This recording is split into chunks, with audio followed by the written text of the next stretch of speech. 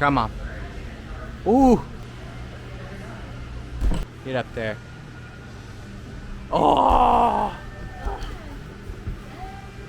Hello and welcome back to my channel. Today I'm going to be climbing on the new 30-degree wall set. I meant to come in yesterday to help forerun because I set a boulder, but my allergies have been acting up because it's spring and I decided to take an extra rest day. So I'm here the day after, so they already foreran my boulder and made some changes. I'm pretty curious to see how it climbs now. It seems a fair good bit different than how I intended it. It's a yellow tag, so I'm going to have to warm up to that level, and it looked like a hard yellow tag too, so I'm going to get going and start getting warmed up. I'm going to do the white tags. The setters played an April Fool's trick on us and swapped all of the colors of the start holds, but we can see with the finish holds what the grades actually are. So I'm going to start with this blue one here.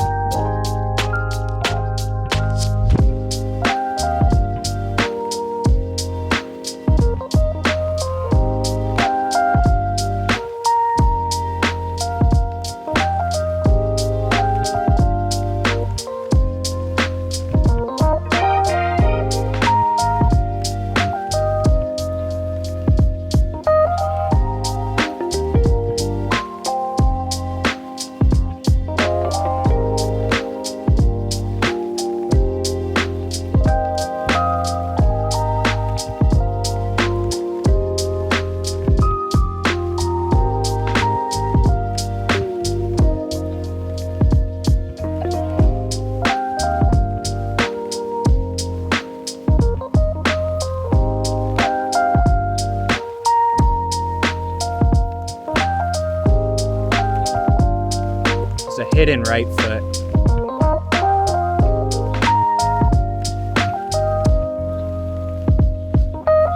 That was all of the white tags. I'm going to move on to the yellow tags now. There are 3 of them, including the one that I set. So I'm going to start with the other 2 and then I'll save mine for last because apparently it's really hard. So I'm going to keep warming up into it.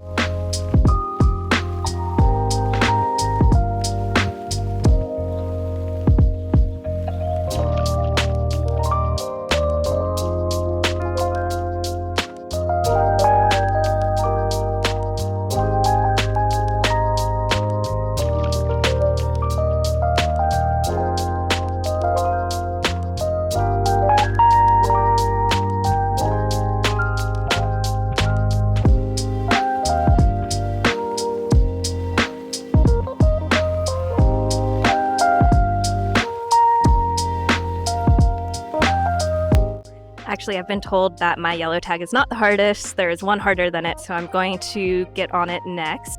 As I said, I wasn't able to forerun, but Davis was able to get a video of him trying the original skeleton of the boulder that I set.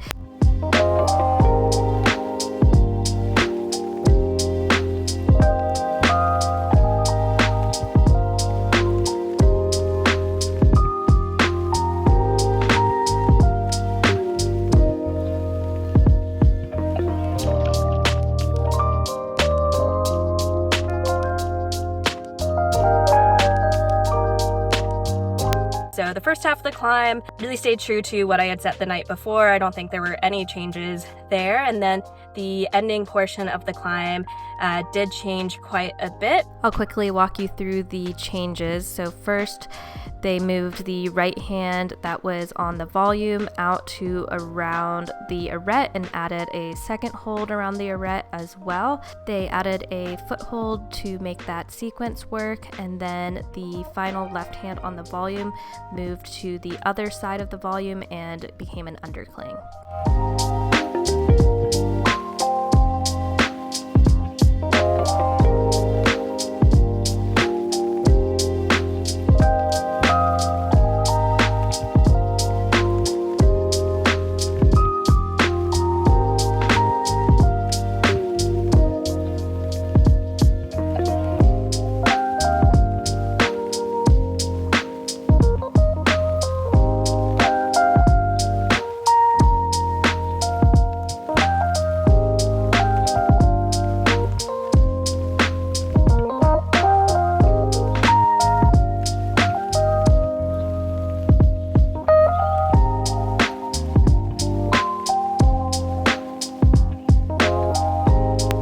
Okay, just got off of my first attempt on that.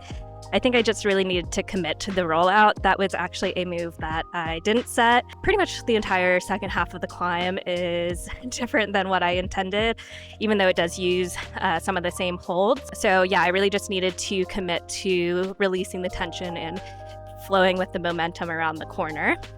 The start move is super hard, much harder than, well, it's about as hard as I was expecting it to be when I was setting it, and I was kind of pulling on the hold. I didn't even know if the move would work that way. Holds are not that great on the 30 degree, but I'm gonna rest a little bit and I'll climb halfway up and try and do the second half now.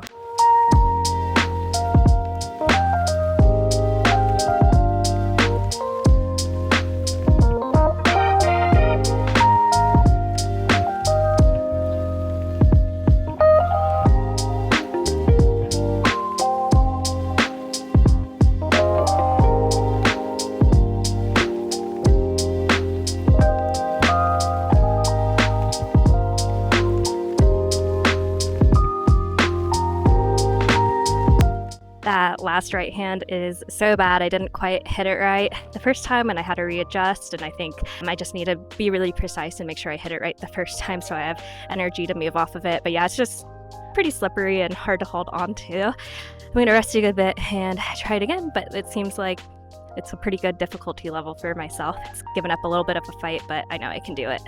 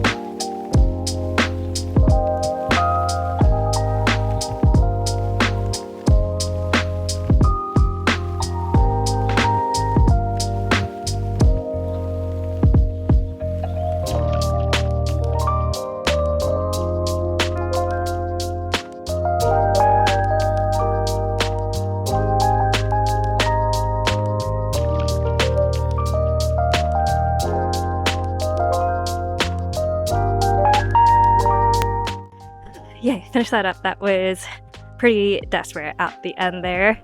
Didn't feel good on the right hand at all, but just went for it and was sick to stick it. So the next yellow tag looks really hard. I guess I'll try it 3 times and then I'll move on.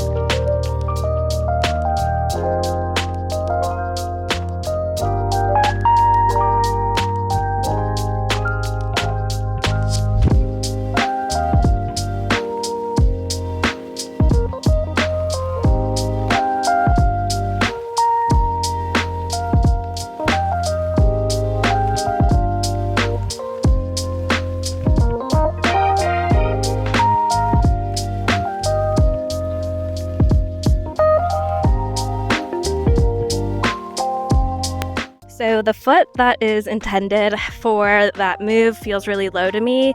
When I'm trying it with my left foot and flagging right foot, I have to sink pretty low down to hit the right tension spot, and I don't have the distance to get the right hand hold. And then when I try the right foot, again, I just can't find the right tension point, and it just feels really extended. So the only beta option that I think might be viable is a knee bar. It's not working with just my skin, so I am out here in the parking lot getting my knee pad from my car. We're doing it, no shame, wearing the knee pad in the gym.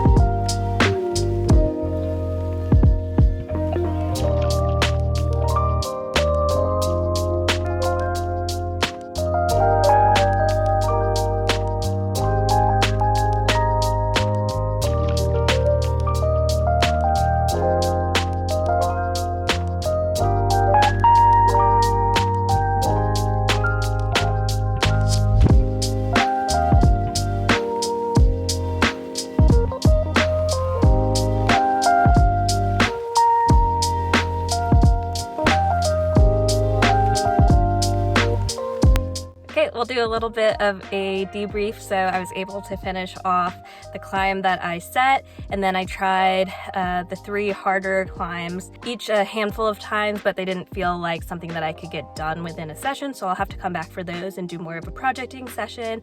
I wanted to talk a little bit more about the boulder I set and the original skeleton I had set, and then how it ended up. At the end of the day, the original sequence that I was trying to force with the handcuff just wasn't going to be the easiest way, no matter how much I tried to force it. Another thing that was kind of funny was that the whole move and sequence that I had based the rest of the boulder on was that toe hook idea in the middle. Didn't end up using that at all. But one thing that I've at least learned, and some advice I've gotten, is not getting too attached to any one thing. For myself, as at least as an amateur setter, I think that's a really good piece of advice, because I'm not good enough at setting to really be able to know how to force certain sequences. And so being open to the boulder changing and having it go different ways is pretty okay with me. I do think it's a good challenge in the future if I were to continue setting, picking certain moves and figuring out yes, how to force them a little bit more. I'm happy that the skeleton that I did set didn't create too much work as far as the tweaks needed, and it was a functional boulder at the end of the day, so I'm definitely happy with that. As a climber going in to do the climb, it was definitely fairly uncomfortable, but maybe uncomfortable in an okay way, similar to outdoor climbing. I did feel like once I had done the sequence a few times, I was able to flow a little bit better. And then yeah, the ending was just really hard. So I'd say overall, I'm pretty happy with how it turned out. Thanks so much for watching. And if you enjoyed it, I can definitely do another video whenever I set another boulder and take you through this same process. I hope you enjoyed it, and I'll see you next time.